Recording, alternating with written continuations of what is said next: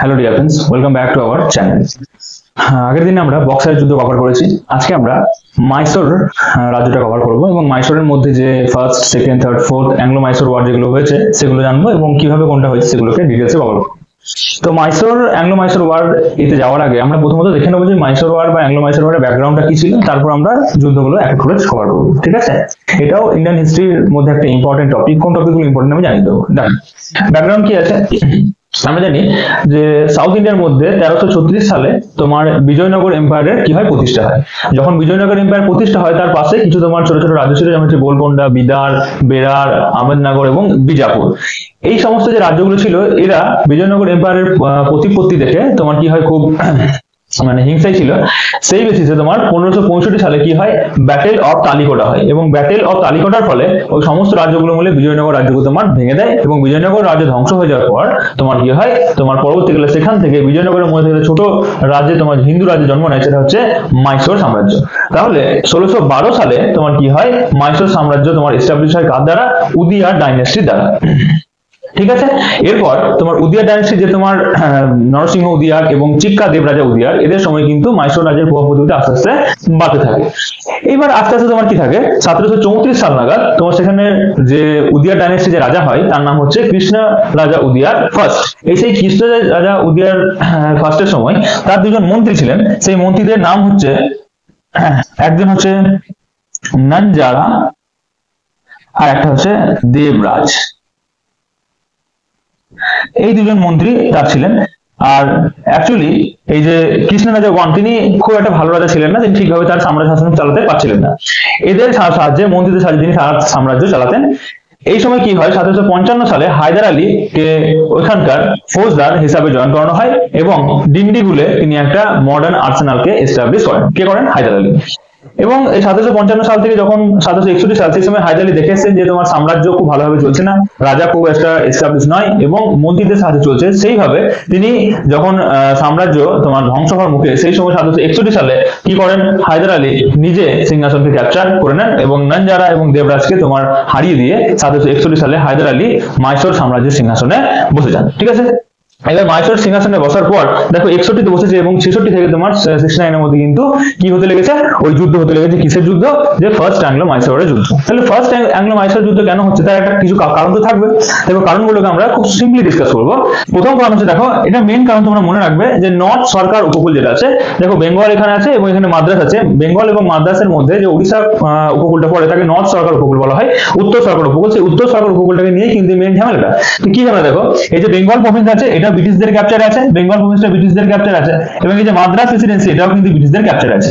আর এই জায়গাটা হচ্ছে মারাঠাদের, দেখতে পাচ্ছ এটা হচ্ছে নিজামের কন্ট্রোলে আছে, এটা মাইসোর রাজ্যটা। তাহলে এই যে জায়গাটা, এই যে জায়গাটার মধ্যে উত্তর সরকার উপকূল আসছে, এইখানটাতে উত্তর সরকার উপকূল আসছে, সেই উত্তর সরকার উপকূলটা আসছে কার আন্ডারে? নিজাম আন্ডারে আসছে।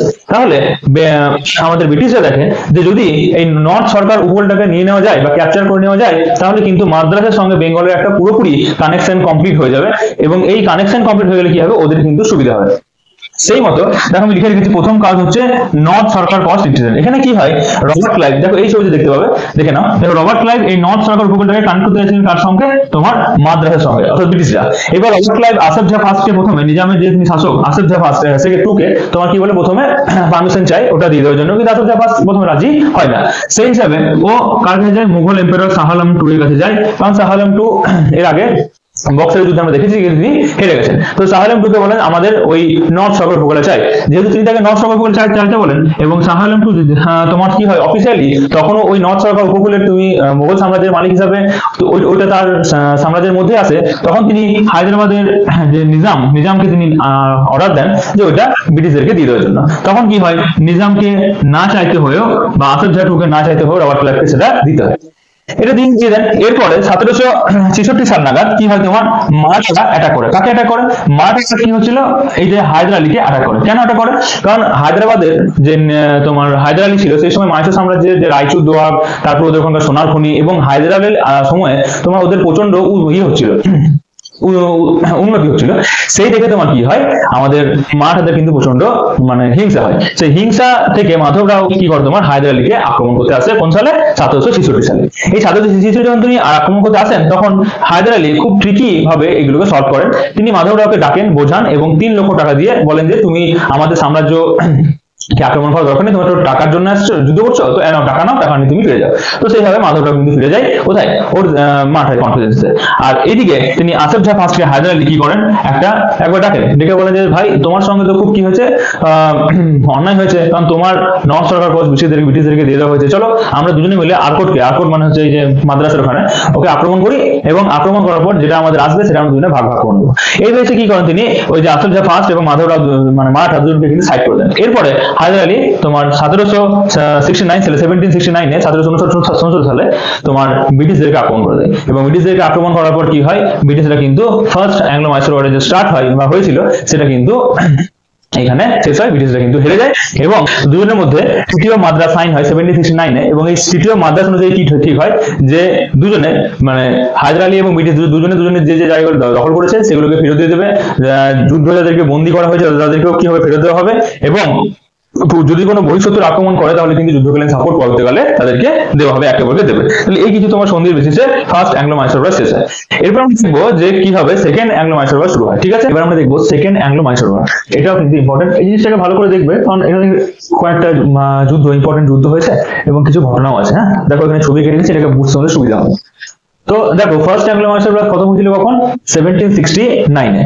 হ্যাঁ, তারপর দেখো 1780 তে শুরু হয় তোমার সেকেন্ড অ্যাংলো মাইসোর ওয়ার। তাহলে এই 11 বছরের মধ্যে এমন কি হয়ে গেল যে আবার দুজনে তোমার মুখোমুখি হলো, তাহলে সেটা আমরা জানবো। দেখো মারাঠা এদিকে ছিল এবং এদিকে ব্রিটিশ ইস্ট ইন্ডিয়া কোম্পানি আছে, এবং এখানে মাইসোর আছে। এই ছবিটা দেখো সিম্পল ছবি। 1771 সালে যখন মারাঠারা মাইসোরকে আক্রমণ করে, তখন কিন্তু মাইসোর এবং ব্রিটিশদের মধ্যে একটা ট্রিটি হয়েছিল, আগে আমরা দেখেছি যে ট্রিটি অফ মাদ্রাজ, যেখানে বলা ছিল কি যে বহিঃশত্রুর আক্রমণ হলে কিন্তু দুজনে দুজনকে হেল্প করবে। কিন্তু এরা যখন ব্রিটিশদেরকে হেল্প চায়, তখন ব্রিটিশরা কিন্তু ট্রিটি অফ মাদ্রাজকে ভঙ্গ করে এবং কোন রকম হেল্প তাদেরকে দেয় না। এর পরিবর্তে তারা আবার 1779 এ কি করে, ব্রিটিশ ইস্ট ইন্ডিয়া কোম্পানি মাইসোরের একটা জায়গা মাহে, সেই মাহিটাকে আক্রমণ করে। এবার তোমাদের মনে প্রশ্ন জাগবে যে মাহি কেন আক্রমণ করলো। দেখো এই যে টাইম পিরিয়ডটা, এই সময় কিন্তু আমেরিকান ওয়ার অফ ইন্ডিপেন্ডেন্স চলছিল, এবং আমেরিকান ওয়ার অফ ইন্ডিপেন্ডেন্স চলার কারণে কি হচ্ছিল যে ফ্রান্সরা আমেরিকার কিছু কান্ট্রিকে সাপোর্ট করেছিল, যার জন্য ফ্রান্সরা এবং ব্রিটেনরা তোমার কি ছিল, মুখোমুখি সংঘর্ষে চলেছিল, এবং ওইখানে যে তোমার যুদ্ধ চলছিল সেই যুদ্ধের ইফেক্ট কিন্তু এখানে পড়েছিল, এবং তার কারণে ওরা কিন্তু এখানে ফরাসি যে তোমার ঘাঁটি মাহেতে সেটাকে আক্রমণ করে দেয়, কারা, ব্রিটিশরা। তো যাই হোক, এখানে তোমার আমরা দেখলাম যে মারাঠারা কিন্তু মাইসোরকে আক্রমণ করে এবং তোমার 36 লক্ষ টাকা নিয়ে চলে যায়। তো হায়দার আলী কিন্তু ব্রিটিশদের প্রতি এবার কিন্তু প্রচন্ড রেগে যায়। এবার হায়দার আলী কি করে, ব্রিটিশদের বিরুদ্ধে তোমার প্রতিপক্ষ গঠন করা শুরু করে। কিভাবে প্রতিপক্ষ গঠন করে, দেখো এখানে লিখে রেখেছি 1775 এ ফার্স্ট অ্যাংলো মারাঠা ওয়ার। তোমাদের মনে হবে এখানে আবার অ্যাংলো মারাঠা ওয়ার কথা চলে এসেছে। দেখো এই টাইম পিরিয়ডের মধ্যে ব্রিটিশদের সঙ্গে মারাঠাদের কিন্তু একটা যুদ্ধ হয়েছিল, সেটা হচ্ছে ফার্স্ট অ্যাংলো মারাঠা ওয়ার, যেটা আমরা কিছুদিন পরে কভার করবো। কিন্তু এটা দেখি আমাকে বুঝতে সুবিধা করবে, এই যে টিম ক্রিয়েট হয়েছে, এটা হচ্ছে ফার্স্ট টিম, এটা হচ্ছে সেকেন্ড টিম। তো ফার্স্ট টিমে যারা এসেছে তাদেরকে দেখো, প্রথম হচ্ছে মারাঠা কেন হচ্ছে, কারণ কি মারাঠার সঙ্গে ফার্স্ট অ্যাংলো মারাঠা ওয়ার হয়েছে, তো সেই কারণে মারাঠাদেরকে হায়দারের নিতে খুব সুবিধা হচ্ছে টিমে। মারাঠা প্রথমে এলো, মাইসোর তো নিজে থেকেই থাকছে, হায়দ্রাবাদের নিজামকে কিন্তু আগেবারে সে নিজের দলে নিয়ে এসেছিল, তো হায়দ্রাবাদ নিজাম দলে আছে, অতএব এইদিকে টিম তৈরি হয়ে গেছে হায়দার আলী, মারাঠারা এবং তোমার হচ্ছে হায়দ্রাবাদকে নিয়ে। ওইদিকে কি আছে, ব্রিটিশ ইস্ট ইন্ডিয়া কোম্পানি এবং আরকট এর যে তোমার রাজা ওয়াল্লাজা, সে ওয়াল্লাজা। তো দুটো টিম তো রেডি হয়ে গেছে, এদের মধ্যেই তোমার শুরু হয়েছে কি সেকেন্ড অ্যাংলো মাইসোর ওয়ার। দেখো এবার যুদ্ধটা কি হয়, দেখো যে হায়দার আলী কি করে 1780 সালে তোমার আরকটকে আক্রমণ করে, এবং আরকটকে ঘেরাও করে। দেখো ঘেরাও করেছে, এখানে এইদিকে আপ সাইডে নিজাম ঘেরাও করেছে, তোমার এইদিকে ওয়েস্ট সাইডে মারাঠা এবং সাউথে টিপু, এবং তোমার ইস্টে হায়দার আলী ঘেরাও করেছে। সৈন্যবাহিনী নিয়ে আরকটকে চারিদিক থেকে ঘিরে নেওয়া হয়েছে।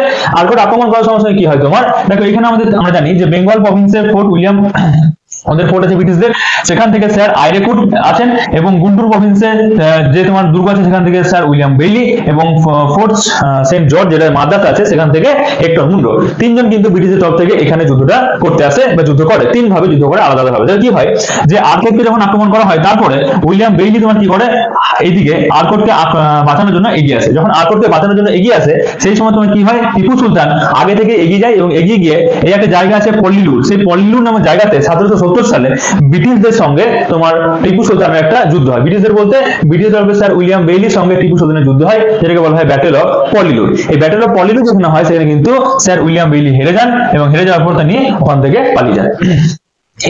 সেই সালে কি হয়, হেক্টর মুঘল তোমার আসছিল আকবরকে আক্রমণ করার জন্য, আকবরকে বাঁচানোর জন্য। সেই সময় কি হয়, হায়দার আলী এখান থেকে যান এবং গিয়ে তোমার এখানে একটা কাঞ্জিভরম নামের জায়গা আছে, সেই কাঞ্জিভরম নামের জায়গাতে কি হয় তোমার ওই হেক্টর মুঘলের সাথে তোমার আমাদের হায়দার আলী একটা যুদ্ধ হয়। সেই যুদ্ধের নাম হচ্ছে ব্যাটেল অফ কাঞ্জিভরম, যেটা কিন্তু এই সালে তোমার সম্পন্ন হয়। এরপর দেখো তোমার কি হয়, স্যার আইডাকুট কি করে, দেখেন যে সব যুদ্ধ তোমরা হেরে যাচ্ছেন, তাহলে তিনি প্রথমে দুটো ট্রুপ পাঠিয়ে এইখান থেকে হায়দার নিজামকে তাড়ান এবং এই সাইড থেকে মারাঠাদেরকে তাড়ান।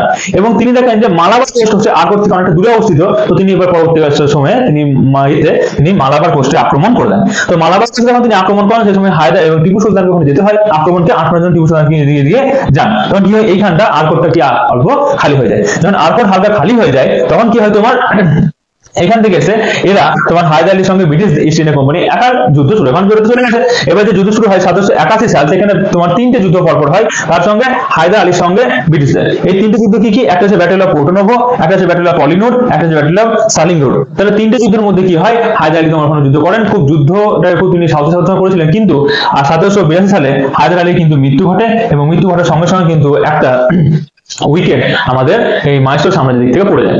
যখন তিনি হায়দার আলী মারা যান, তারপরে তার পুত্র বা ছেলে টিপু সুলতান কিন্তু যুদ্ধটা চালিয়ে যাচ্ছিলেন। টিপু সুলতান যখন যুদ্ধটা চালিয়ে যাচ্ছিলেন সেই সময় কি হয় তোমার, যে যেহেতু আকবরকে তিনি আর ক্যাপচার করতে পারছেন না, তো তারপরে কি হয়, টিপু সুলতানের কিন্তু যেহেতু মালাবার কোস্টে ক্যাপচার করে ফেলেছে ব্রিটিশরা, তো টিপু সুলতান কিন্তু সন্ধি স্বাক্ষর করতে বাধ্য হন এবং তারপরে 1784 সালে ট্রিটি অফ ম্যাঙ্গালোর সাইন করা হয় তাদের মধ্যে, টিপু সুলতান এবং ব্রিটিশ ইস্ট ইন্ডিয়া কোম্পানির মধ্যে। এবং এই সন্ধির মাধ্যমে কি হয় তোমার যে এই যুদ্ধ 4 বছরের যুদ্ধ সেই সময় শেষ হয় এবং অ্যাংলো মাইসোর ওয়ারের সেকেন্ড ফার্স্ট এখানে শেষ হয়। এর পরবর্তী ভিডিওতে আমরা থার্ড এবং ফোর্থ অ্যাংলো মাইসোর ওয়ার নিয়ে আলোচনা করব। যদি তোমাদের ভিডিওটা ভালো লাগে থাকে অবশ্যই শেয়ার করবে এবং ভিডিওটাকে লাইক করে চ্যানেলটাকে সাবস্ক্রাইব করে দেবে। ঠিক আছে, চলো আজকে আমাদের ভিডিও এখানেই, থ্যাংক ইউ।